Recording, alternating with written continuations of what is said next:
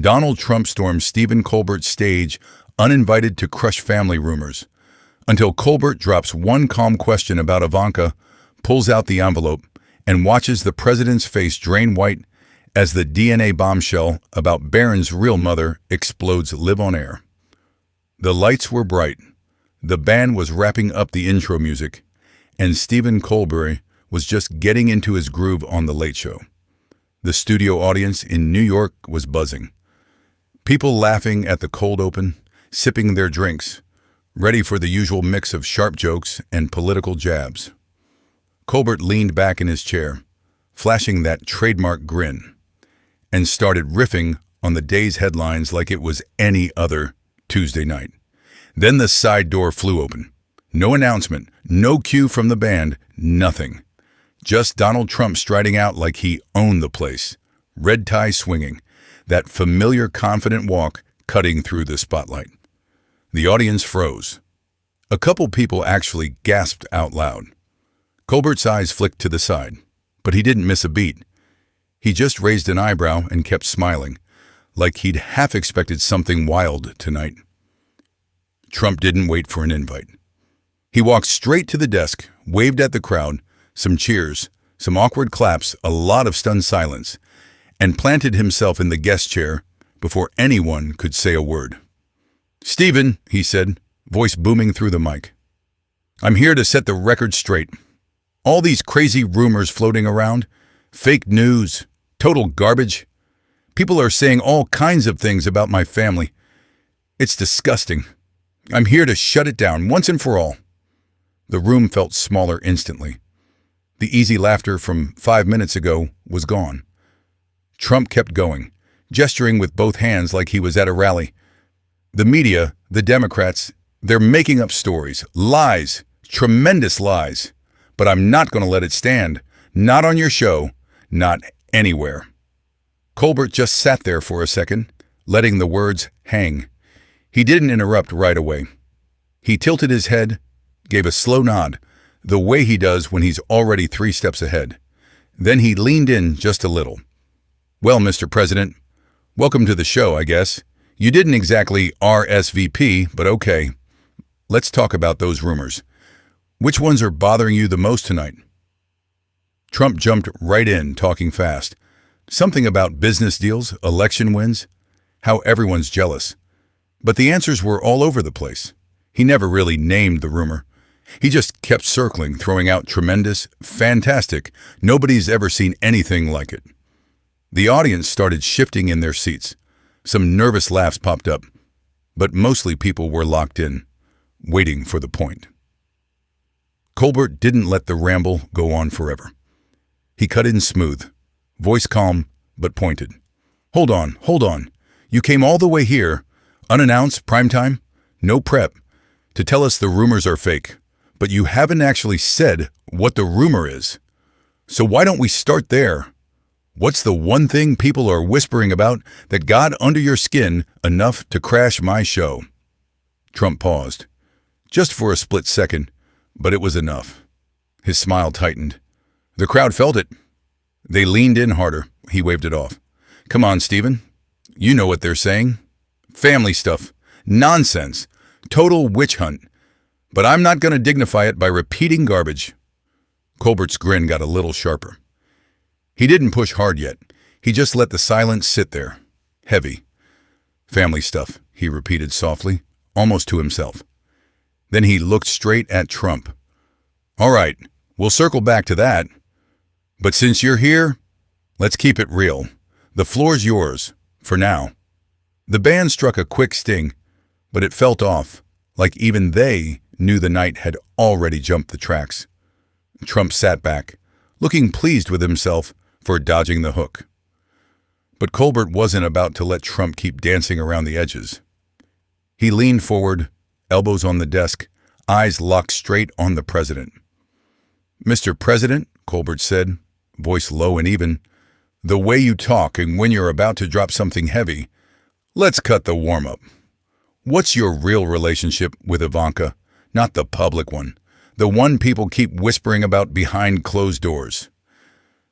The question hit like a slap. Trump's mouth opened, then closed. For maybe 2 full seconds, he just sat there, smile frozen, eyes blinking fast. The audience sucked in a collective breath. Some people actually put their hands over their mouths. Trump tried to laugh it off. That short, forced chuckle he does when he's cornered. "Stephen, come on. Ivanka and I, we have a tremendous relationship. Father-daughter. Beautiful. She's incredible. Smart, successful. Everybody loves her. This is more fake news garbage. Very unfair." But the words came out too quick, too rehearsed, and his hands were already fidgeting with the edge of his tie. Colbert didn't blink. He just nodded slowly, like he was taking mental notes. "Okay, father-daughter. Got it. So all these stories, the ones saying it's more complicated than that, they're just made up? Nothing to see here?" Trump jumped back in, louder now, pointing a finger. "Exactly. Made up. Total hoax. Look at what I've done for this country. Jobs, borders, trade deals. Nobody talks about that. They attack my family instead. Sad. Very sad." Colbert let him run for a second, then cut right back in. "You keep bringing up the economy and the borders. I'm asking about Ivanka. You came here tonight to shut down rumors, but every time I mention her name, you pivot. Why is that?" Trump's face started to flush at the collar. He shifted in the chair, crossed his arms, uncrossed them. "Because it's ridiculous. I'm not going to waste time on nonsense when I've got real things to talk about. Tremendous things." The audience was dead quiet now, hanging on every word. A few nervous laughs broke through, but they died fast. Colbert tilted his head. "All right, let's try this another way. Because I've got something here that might help clear it up." He reached under the desk, pulled out a small tablet, tapped the screen once. The big monitors behind them flickered to life. A grainy audio clip started playing. No video, just sound. A man's voice, hushed, like he was afraid of being overheard. "I was in the hallway outside the Oval, maybe 2 years ago. Trump and Ivanka were arguing, but it wasn't normal father-daughter stuff. He said something like, 'We can't let anyone find out how close we really are.' She laughed, but it wasn't funny. Then he said her name in this tone. I've never heard him talk to Melania like that. I walked away fast." The clip cut off. The studio went pin-drop silent. Trump's eyes went wide. He shot forward in his chair. That's fake. Who is that guy? Some disgruntled nobody trying to make a buck? I've never said anything like that. Never." Colbert raised a hand, calm as ever. "The voice belongs to a former aide. He came forward last week, swore under oath this is what he heard. You want to call him a liar on live TV? Go ahead," Trump stammered, words tripping over each other. Look, people say things out of context. You twist everything. This is a setup. A total setup." His voice cracked on the last word, and he slammed a palm on the desk, hard enough that the water glasses rattled. The audience erupted into a low murmur. Shock, disbelief, a couple gasps. Phones were out everywhere, recording. Colbert didn't raise his voice. He just looked at Trump, steady. "You came here to debunk rumors. So debunk this. Tell us what that conversation was really about, or are we just going to keep hearing how tremendous everything is?" Trump glared, breathing hard, cheeks red. Colbert sat back slightly, letting the silence do the work. Trump was still red-faced, breathing hard, trying to stare Colbert down like this was just another debate stage he could bulldoze through. But Colbert wasn't rattled. He sat back for a second, let the silence stretch just long enough to make everyone squirm, then reached under his desk again. He pulled out a plain brown envelope, nothing fancy, just thick manila paper, sealed with a single strip of tape. The audience murmur died instantly. Phones stayed up, but nobody was scrolling anymore. They were all locked in. Colbert held the envelope up, not waving it around, just letting it sit there in his hand like it weighed a ton. "Mr. President," he said, voice steady, almost gentle, "you keep saying everything's fake. So let's stop dancing. I've got something here that's pretty hard to fake." Trump's eyes narrowed. "What is that? More doctored garbage?" Colbert didn't answer right away. He slid his finger under the flap, opened it slow, pulled out a couple sheets of paper. He glanced at them once, then looked straight at Trump. "This is a DNA test. Barron's DNA test. Independent lab, chain of custody, the works. And the results, they don't match what the public record says." He paused. "Let that sink in." Trump's jaw tightened so hard you could see the muscle twitch. Colbert kept going, calm as hell. "The report confirms Barron's real mother, and her name starts with the letter I." The room exploded. Not loud, no one screamed, but a wave of gasps rolled through the audience, like they'd all been punched in the gut at the same time. People's mouths dropped open. A woman in the front row actually covered her face with both hands. Trump went pale, seriously pale, like someone had pulled the blood right out of his face. His hands gripped the arms of the chair so tight the knuckles turned white. For a beat, nobody moved. Then Trump shot up halfway out of his seat. "This is bullshit," he shouted, voice cracking higher than usual. "Absolute fabrication. You're making this up on live television. I'll sue you. I'll sue the network. I'll sue whoever gave you that fake paper. This is defamation. Criminal." The audience gasped again, louder this time. Some people started whispering fast, heads turning to each other. Colbert didn't flinch.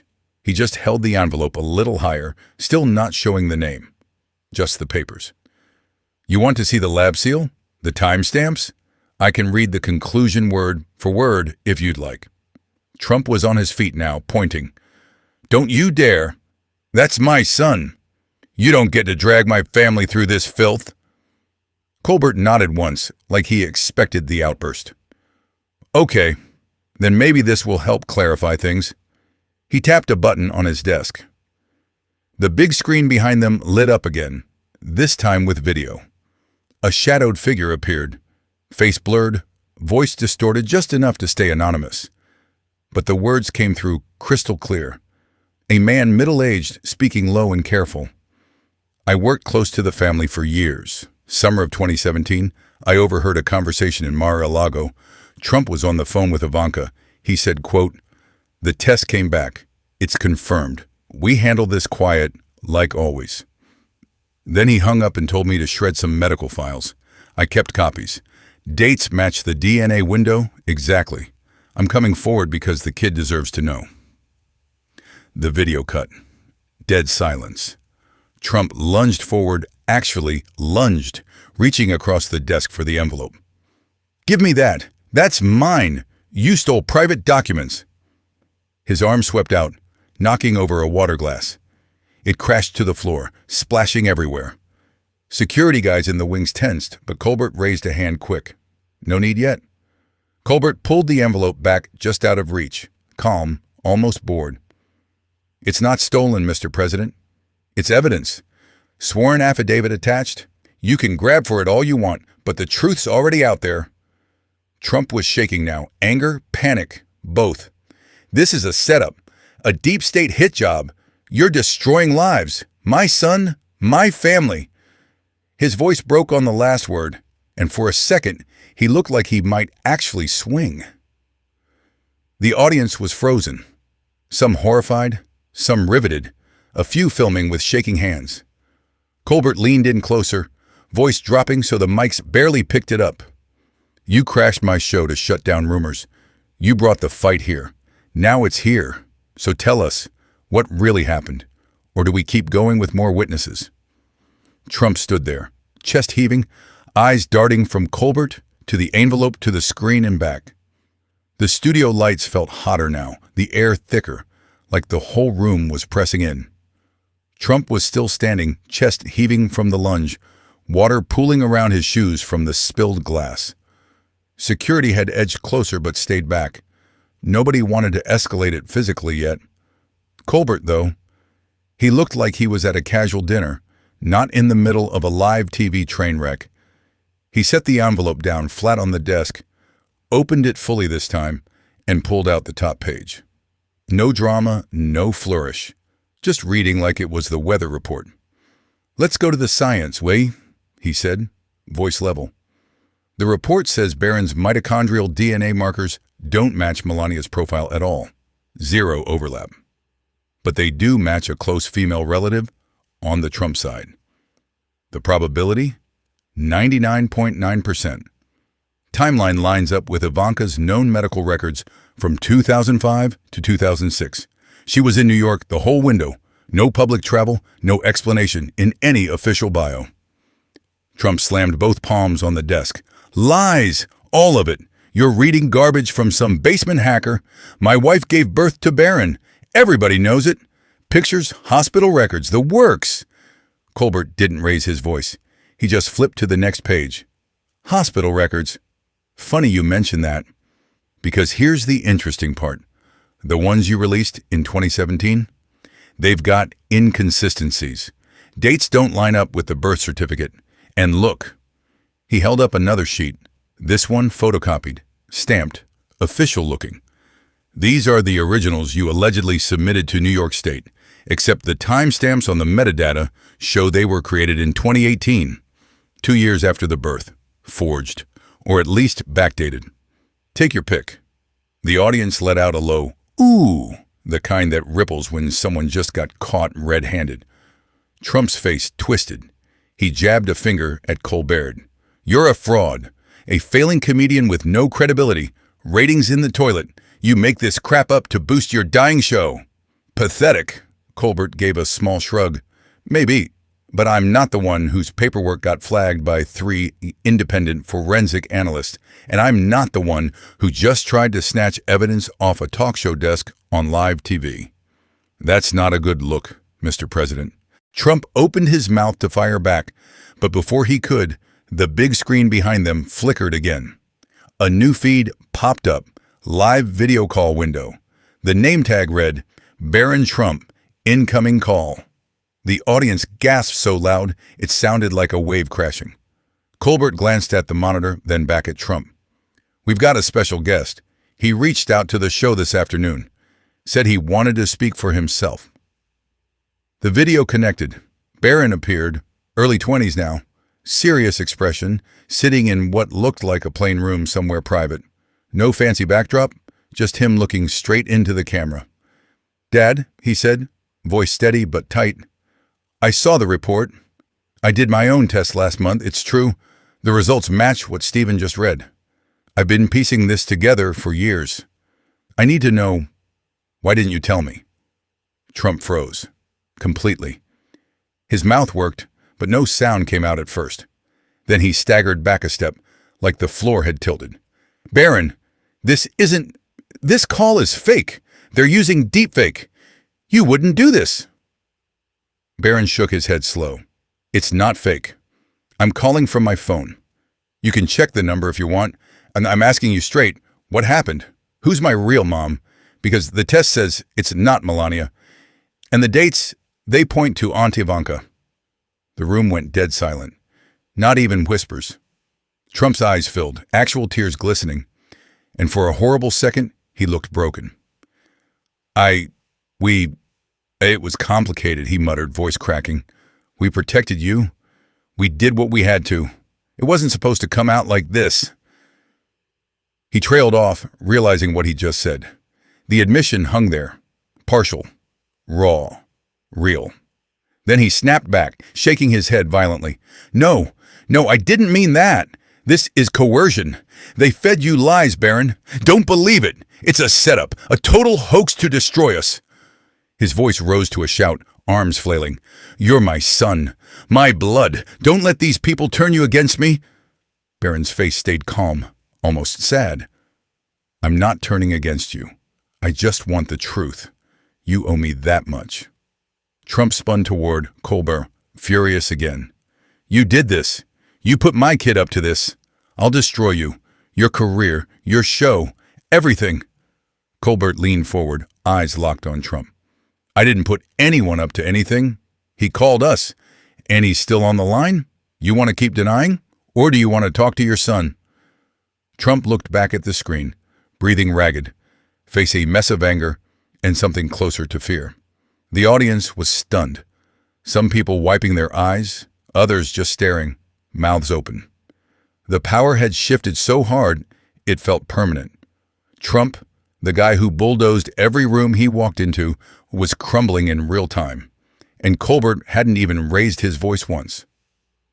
The screen with Barron's face stayed frozen on the big monitor for a second longer, then faded to black as the call ended. Trump was still standing, looking like he'd been hit by a truck, eyes glassy, hands shaking at his sides. The audience hadn't moved. Nobody clapped. Nobody whispered. They just stared, waiting for whatever came next. Colbert didn't rush. He reached back under the desk one more time, slower this time, like he knew this was the kill shot.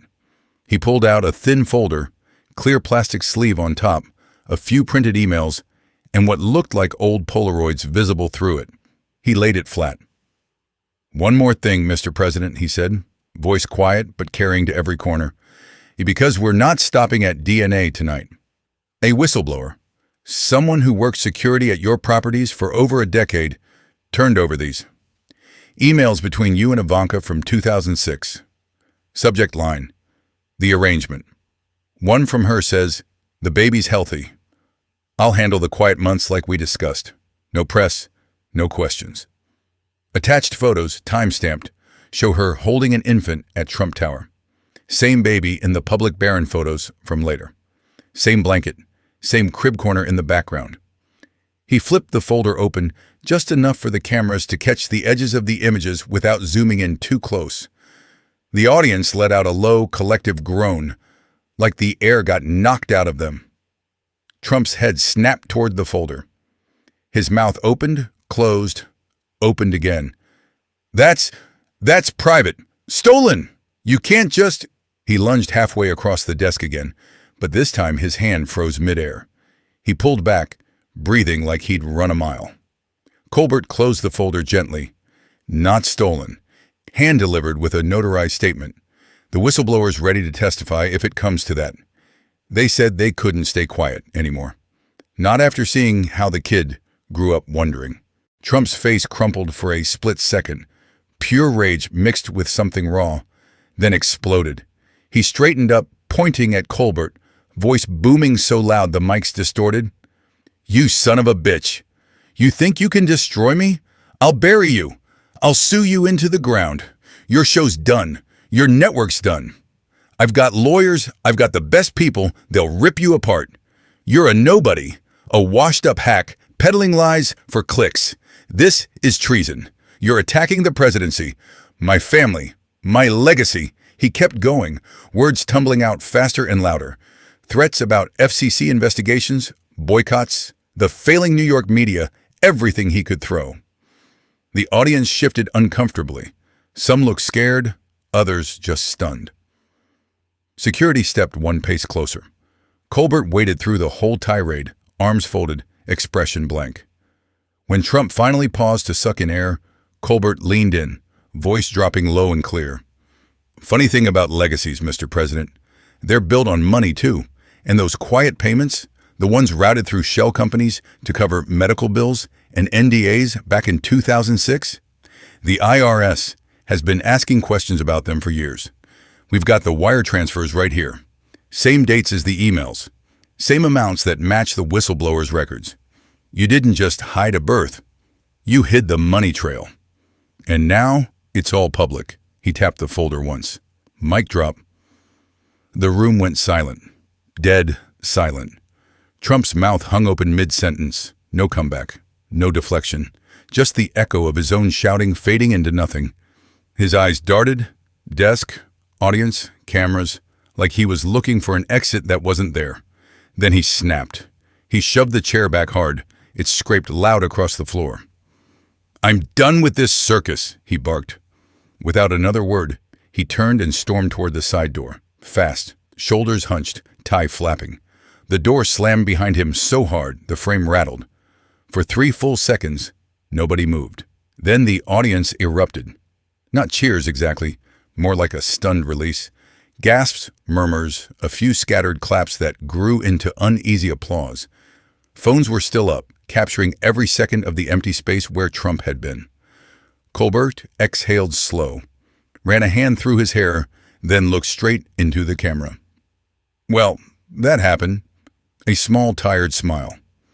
"Look, I didn't plan for any of this tonight, but when someone walks in here demanding the truth gets shut down, sometimes the truth shows up anyway.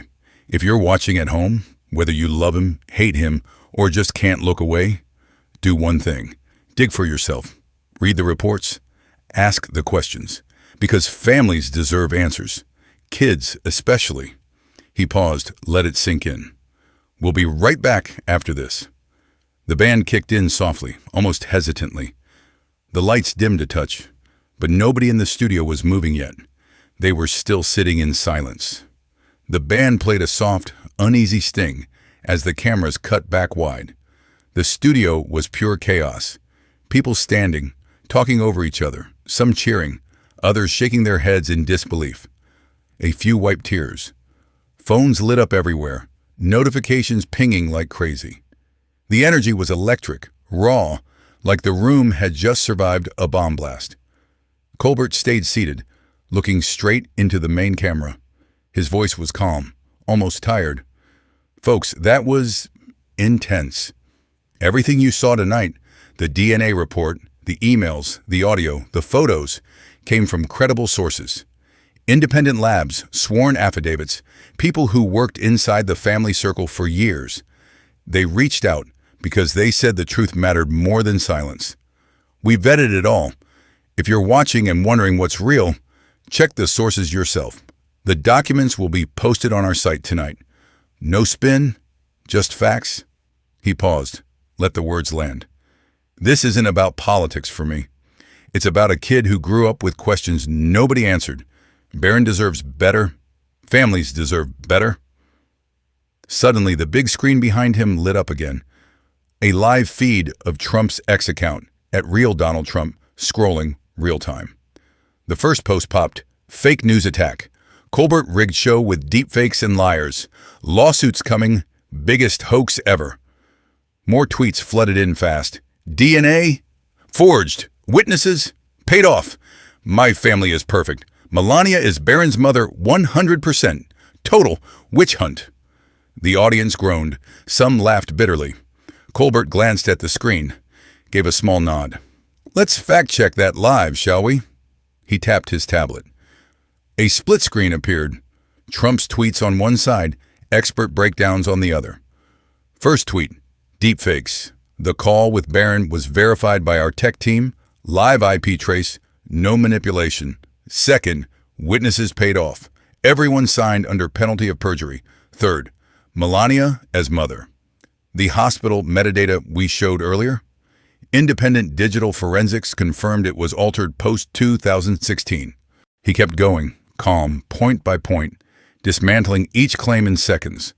The audience started nodding, murmurs turning to agreement.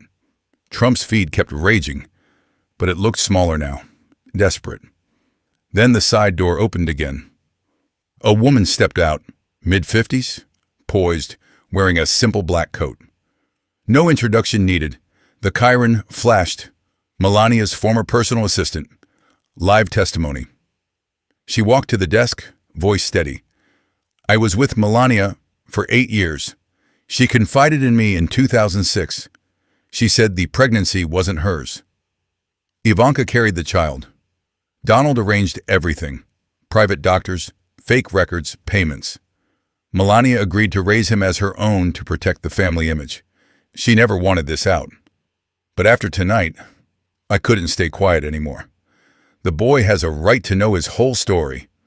The room erupted, gasps, then applause that built fast into a standing ovation. People were on their feet, clapping hard, some shouting, "Thank you." The woman nodded once, eyes wet, then stepped back. Colbert stood up slowly, joined the applause for a moment, then looked back at the camera. "That's it for tonight.